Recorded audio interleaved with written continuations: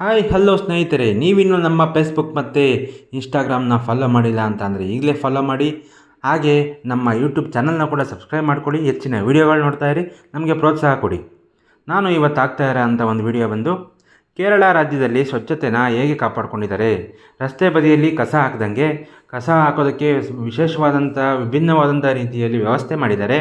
ಸ್ಥಳೀಯ ಪ್ರಾಧಿಕಾರ ಯಾವ ಥರ ಸ್ವಚ್ಛತೆ ಕಾಪಾಡಿಕೊಂಡಿದೆ ಮತ್ತು ಅಲ್ಲಿನ ಸಾರ್ವಜನಿಕರು ಕೂಡ ಯಾವ ಥರ ಹೊಂದ್ಕೊಂಡು ಹೋಗಿದ್ದಾರೆ, ಇದನ್ನು ನಾನು ಇವತ್ತು ತೋರಿಸ್ತಾ ಇದ್ದೀನಿ ನಿಮಗೆ. ಇದೇ ರೀತಿ ಪ್ರತಿಯೊಂದು ಕಸ ಹಾಕೋ ಡಬ್ಬದ ಪಕ್ಕದಲ್ಲಿ ಹಸಿರು ಗಿಡಗಳನ್ನ ಇಟ್ಟು, ಹಸಿರು ಅಂದರೆ ಪರಿಸರ ಅಂದರೆ ಉಸಿರು, ಇದನ್ನು ಪರಿಸರನ ಯಾವ ಥರ ನಾವು ಕಾಪಾಡ್ಕೋಬೇಕು ಅಂತ ಅಂದ್ಬಿಟ್ಟು ಜನಗಳಿಗೆ ಸಂದೇಶ ಕೊಟ್ಟಿದ್ದಾರೆ. ಸಾರ್ವಜನಿಕರು ಅದರ ತಕ್ಕನಾಗಿ ಅವರು ಹೊಂದ್ಕೊಂಡು ಹೋಗಿದ್ದಾರೆ. ಇದೇ ರೀತಿ ನಮ್ಮ ಕರ್ನಾಟಕ ರಾಜ್ಯದಲ್ಲೂ ಕೂಡ ಸ್ಥಳೀಯ ಪ್ರಾಧಿಕಾರ ಇದೇ ಪರಿಸರನ ಕಾಪಾಡೋದಕ್ಕೆ ಒತ್ತು ಕೊಡಬೇಕು. ಶುದ್ಧ ಗಾಳಿ, ಶುದ್ಧ ಪರಿಸರ ನಿರ್ಮಾಣ ಮಾಡೋದಕ್ಕೆ ಒತ್ತು ಕೊಡಬೇಕು. ಮತ್ತು ವನ್ಯಜೀವಿಗಳು, ಪ್ರಾಣಿಗಳು, ಮನುಷ್ಯರಿಗೂ ಎಲ್ಲರಿಗೂ ಶುದ್ಧ ಗಾಳಿ ಸಿಗೋದಕ್ಕೆ ಅವಕಾಶ ಮಾಡಬೇಕು. ಇದು ಯಾರು ಇದೆಲ್ಲ ಒಪ್ಕೊತೀರಾ ಅವರೆಲ್ಲ ನಮಗೆ ಇದೇ ನಮ್ಮ ಪೇಜಲ್ಲಿ ಕಾಮೆಂಟ್ ಹಾಕಿ.